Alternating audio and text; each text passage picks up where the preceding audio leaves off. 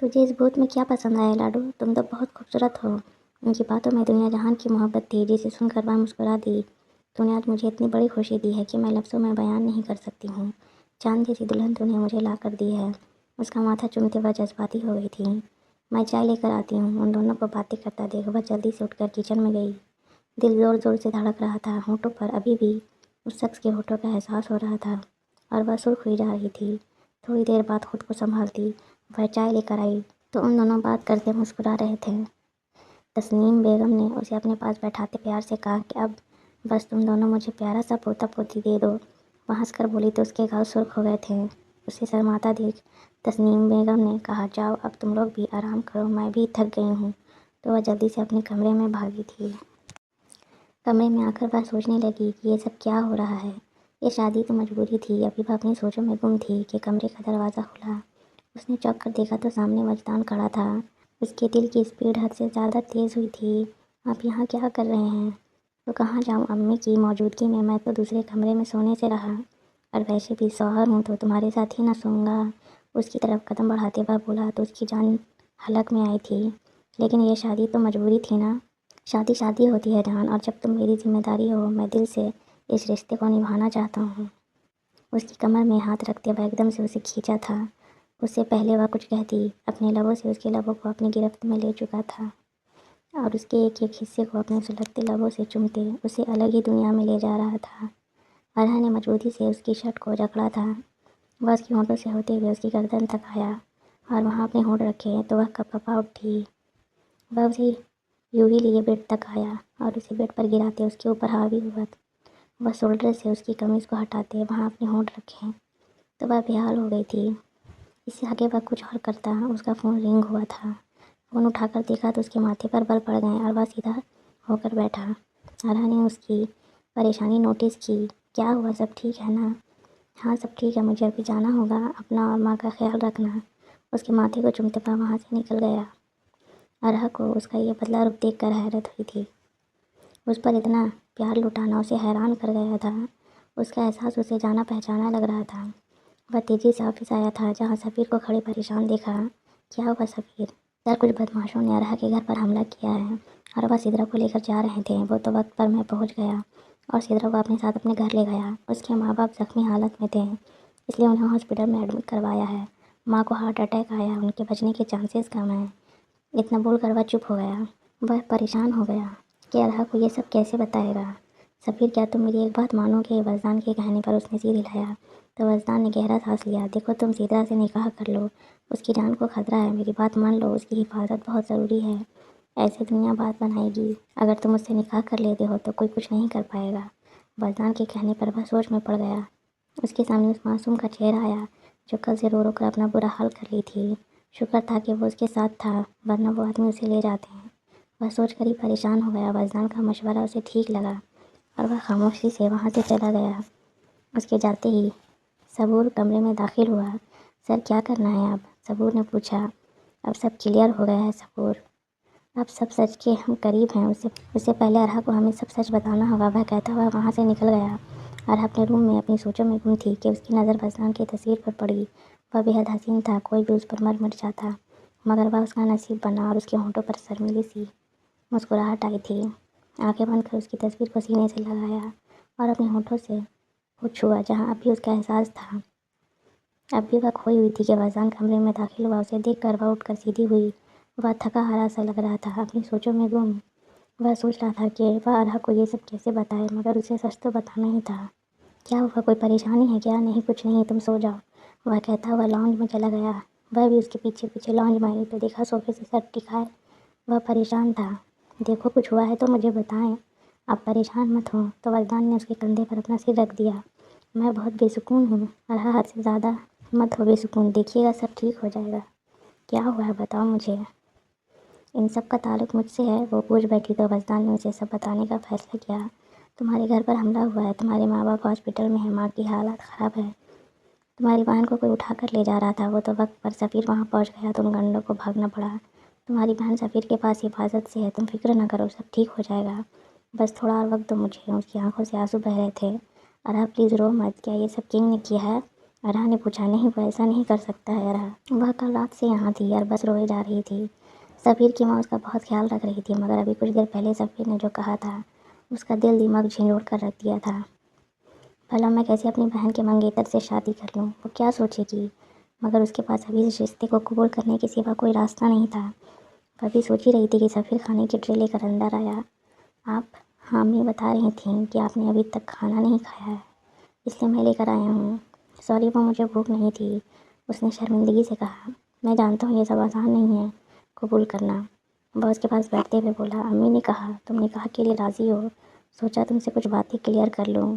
جی، وہ بس اتنا ہی بول پائی کہ نکاح میں کسی دباؤ میں نہیں کر رہا ہوں۔ تم میری نکاح میں آؤ گی تو تمہارا وہی مقام ہوگا جو میری بیوی کو ہونا چاہیے۔ ارحا میری ماضی تھی، وہ میری منگیتر تھی، مگر ہماری شادی نہیں ہو پائی۔ اس میں کوئی اوپر والے کی مرضی ہوگی، مگر ہاں میں اسے ڈھونڈوں گا، اس کی حفاظت کروں گا۔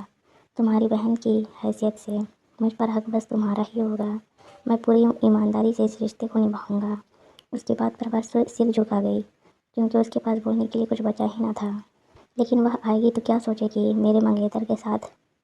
وہ اتنا ہی بول پائی۔ وہ کچھ نہیں سوچے گی اسی طرح، کیونکہ وہ حالات کے نزاکت کو سمجھے گی۔ ہم اسے سمجھائیں گے، اس کا ہاتھ تھامے وہ نرمی سے بولا۔ تو وہ سر ہلا دی۔ اگر تمہیں اکیلے چھوڑ دیا تو وہ آدمی لوگ پھر تمہارے پیچھے پڑ جائیں گے۔ میری بات کو سمجھو اور سب بھول کر آگے بڑھو۔ نکاح کے بعد سفیر کی امی سفیر کے کمرے میں اسے چھوڑ کر گئیں۔ سفیر کمرے میں داخل ہوا تو دل کی دھڑکنیں بھی بڑھ گئی۔ سفیر سلام کرتا اس کے پاس آ کر بیٹھا تو وہ خود میں سمٹ گئی۔ سفیر آگے بڑھ کر اس کے ماتھے پر اپنے ہونٹ رکھے تو اس کی ہڈی میں سنسناہٹ دوڑ گئی۔ وہ اسے روکنا چاہ رہی تھی، مگر ہمت نہیں جٹا پا رہی تھی۔ سفیر، ارحا، سب بھول جاؤ، یاد رکھو تو بس اتنا کہ میں تمہارا شوہر ہوں، آج ہماری شادی ہوئی ہے۔ اس کے ہونٹوں پر انگلی رکھے نشیلے انداز میں کہتے اس کا دوپٹہ اسے الگ کرتے ہوئے بولا تو اس نے سختی سے آنکھیں بند کر لی۔ اس کا سر تکیے پر رکھتے آہستہ سے اس کی آنکھوں کو چوما تھا، پھر اس کے گال چھوتے اس کی ٹھوڑی پر ہونٹ رکھے وہ سسک رہی تھی۔ سفیر نے جھک کر اس کے چہرے پر محبت کی مہر لگائی تھی۔ اس کی گردن پر جھکتے اس کی خوشبو خود میں اتار رہا تھا۔ سدرا کے لیے یہ سب بہت مشکل تھا۔ اس نے گھبرا کر اس کا کندھا تھاما۔ وہ اس کے سینے پر اپنے لب رکھے مدہوش ہوا جا رہا تھا اور وہ آنکھیں بند کیے اسے محسوس کر رہی تھی۔ ارحا کو وزدان اپنے سینے سے لگائے محسوس کر رہا تھا۔ جانتی ہو ارحا، میں تمہیں بچپن سے محبت کرتا ہوں۔ کیا؟ وہ چونکی تھی۔ ہاں، یہی سچ ہے، میں وہ انسان ہوں ارحا جس کے ساتھ تمہارا بچپن میں ہی نکاح ہو گیا تھا۔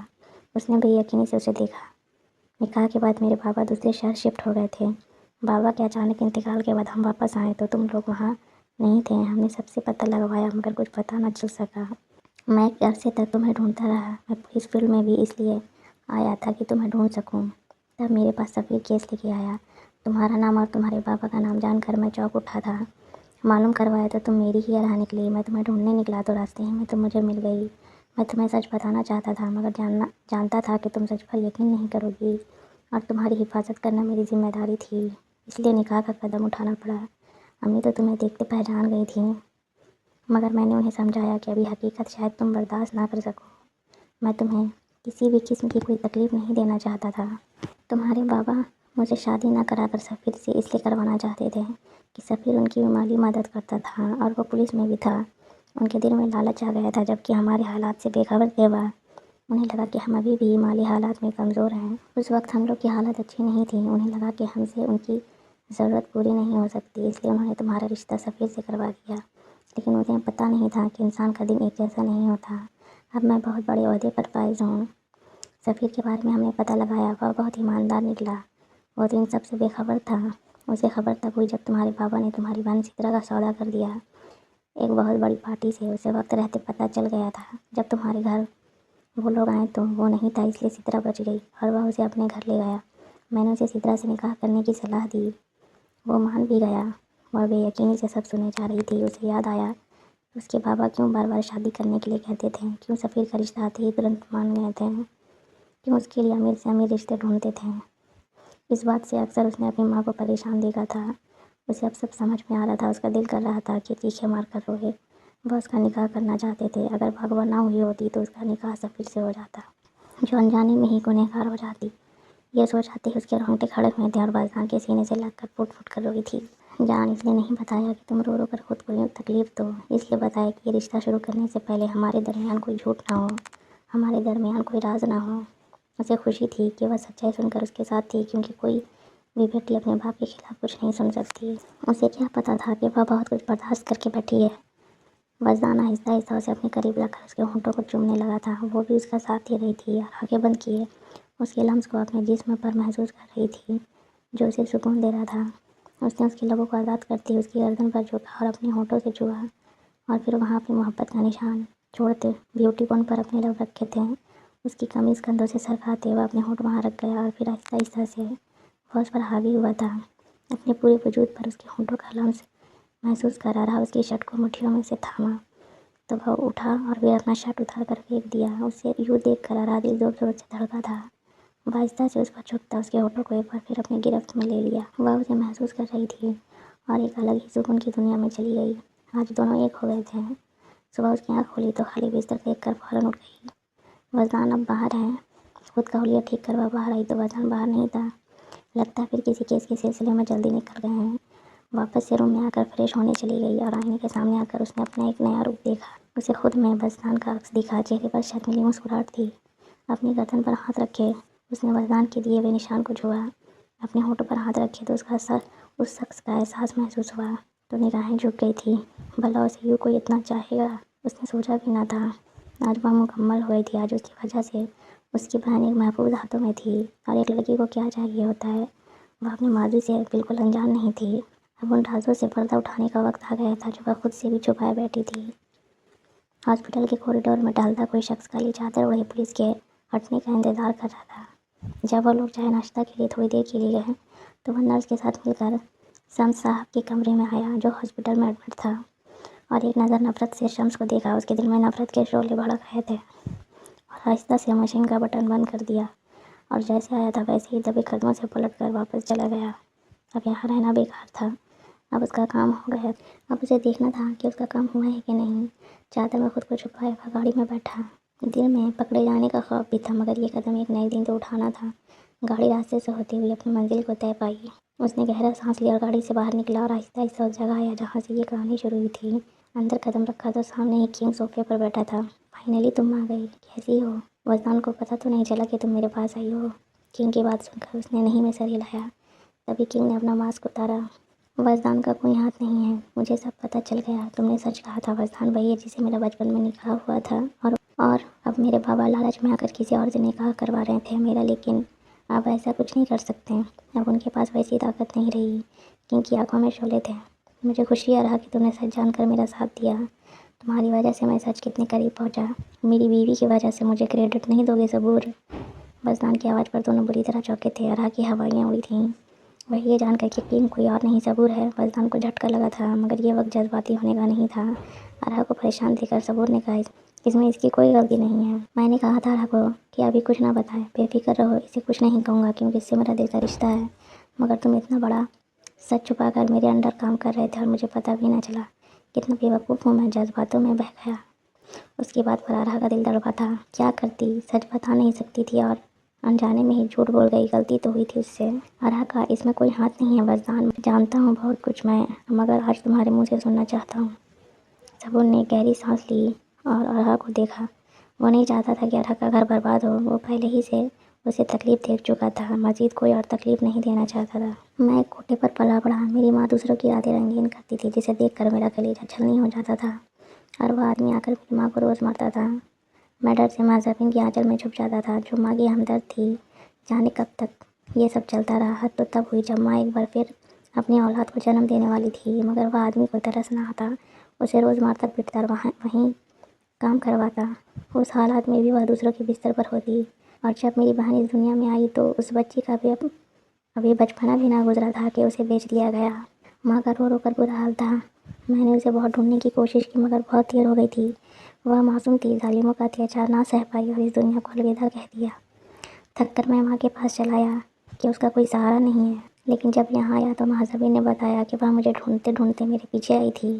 تب کچھ لوگوں نے اسے اغوا کر لیا، پھر کچھ وقت بعد اس کی کٹی پھٹی لاش ملی تھی جس سے اتیاچار کر کے مار ڈالا گیا تھا۔ میں نے اس انسان کو بہت ڈھونڈا جس نے میری ماں کی یہ حالت کر دی تھی، اسے پیار کے جھانسے میں لا کر کوٹھے پر بیٹھا دیا تھا اور اتیاچار کرتا تھا۔ مجھے وہ انسان ملا بھی، لیکن میں 11 سال کا تھا، کیا کر سکتا تھا؟ مگر میں نے اس پر نظر رکھی تھی کیونکہ مجھے بدلہ لینا تھا۔ وہ ایک شہر میں نہیں رہتا تھا، جگہ بدلتا رہتا تھا۔ اسی طرح وقت گزرتا رہا اور میں بڑا ہو گیا۔ میں نے اپنے لوگوں کی ٹیم بنائی، جو گندے کام کرتے تھے انہیں مار دیا جاتا تھا۔ جمیل اور سبحان میرے خاص آدمی تھے، لیکن میری حقیقت سے انجان تھے۔ میں پولیس فیلڈ میں بھی اس لیے آیا تھا کہ اپنے کام کو انجام دے سکوں۔ پھر میری ملاقات تم سے ہوئی، مجھے بہت خوشی ہوئی تھی تم سے مل کر۔ پھر میں ارحا سے ملا، اس کا کڈنیپ کروایا تاکہ اس انسان کو تکلیف دے سکوں، ایک بیٹی کے اغوا ہونے کا درد دے سکوں۔ وہ میرے پاس آئے، روئے، گڑ گڑائے، اپنے گناہوں کی معافی مانگے، مگر اسے کوئی فرق نہ پڑا۔ وہ جان کر بھی انجان بن گیا۔ انتہا تو تب ہوئی جب اس نے سدرا کا سودا کرنا چاہا۔ اس کی لالچ بڑھتی جا رہی تھی، اپنی ہی بیٹی کا سودا کر گیا تھا۔ مجھے ارحا کو سب بتانا پڑا، سچ پر یقین کرنا بہت مشکل تھا، لیکن یہ اپنے باپ کے بارے میں کچھ جانتی تھی، اس لیے یقین کرنا پڑا اور اسے یہاں سے باہر نکالنے کا پلان کیا، جس میں جمیل اور سبحان نے اس کی مدد کی۔ یہاں سے بھاگی تو اسے کچھ سمجھ نہیں آیا، مگر اس وقت تمہاری گاڑی سے ٹکرائی۔ وہ بہت ڈر گئی تھی، مگر جب مجھے وہاں دیکھا تو میں نے اسے بھروسہ دیا کہ تم صحیح جگہ ہو۔ نکاح کا بھی مشورہ دیا، میں نے تم سے بھی کہا کہ نکاح کر لو۔ وزدان جانتا تھا کہ کنگ برا نہیں ہے، وہ اس کے ساتھ مل کر دشمنوں کو دھول چٹا رہا ہے۔ یہ سب تو ٹھیک ہے، مگر تم نے ان کے گھر پر قاتلانہ حملہ کیوں کروایا؟ اس کے خاموش ہونے پر وزدان نے اسے سوال کیا۔ میں نے کوئی حملہ نہیں کروایا، اور میرے لوگ معلوم کر رہے ہیں کہ حملہ کس نے کروایا۔ میں نے تو بس سدرا کی حفاظت کی، سفیر کو بھیج کر۔ ابھی وہ دونوں بات ہی کر رہے تھے، صبور اور وزدان کا فون ایک ساتھ رنگ ہوا۔ فون اٹھانے پر جو خبر انہیں ملی، ان دونوں کے قدموں سے زمین کھینچ لی۔ سم صاحب کو کسی نے قتل کر دیا ہے۔ ہاسپٹل کے کیمرہ میں انسان نظر تو نہ آیا، مگر وہ کالی چادر میں تھا جسے پہچان نہیں ہو پائی۔ ارحا اور سدرا اتنے وقت بعد مل کر خوب روئے تھے، اور وہ اسی کے ساتھ تھی۔ صبور نے پریشانی سے دیکھا، اگر ان کا قتل کسی اور نے کیا ہے تو کس نے کیا اور کون کون اس کا دشمن تھا؟ تمہیں کیا لگتا ہے صبور؟ وزدان نے کے کہنے پر صبور نے پریشانی سے دیکھا۔ ان کی بہت سے لوگوں سے دشمنی ہوگی، بہت لوگوں کی زندگی برباد کی ہوگی، میری طرح اور بھی دشمن ہوں گے۔ وہ ابھی اپنی بات مکمل بھی نہ کر پایا تھا کہ ان کو خبر ملی، جسے سن کر وہ شوق تھے۔ مہذبین بھائی نے خودکشی کر لی۔ وہ دونوں فوراً وہاں پہنچے، تب ان دونوں کو کنگ کے نام پر ایک خط ملا تھا۔ کنگ، میں جانتی ہوں کنگ، سچ جاننے کے بعد تم مجھ سے نفرت کرو گے، مگر اب میں تھک چکی ہوں سچائی چھپا کر۔ تمہاری ماں کو مارنے کے پیچھے میرا ہی ہاتھ تھا۔ شمس کی باتوں میں آ کر میں نے مارا اسے۔ شمس سے محبت ہو گئی تھی مجھے، وہ جو کہتا میں مان جاتی تھی۔ تمہاری ماں کو زہر دے کر میں نے مار دیا، لیکن اس کی سچائی میرے سامنے آ گئی جب وہ یہاں سے بھاگ گیا۔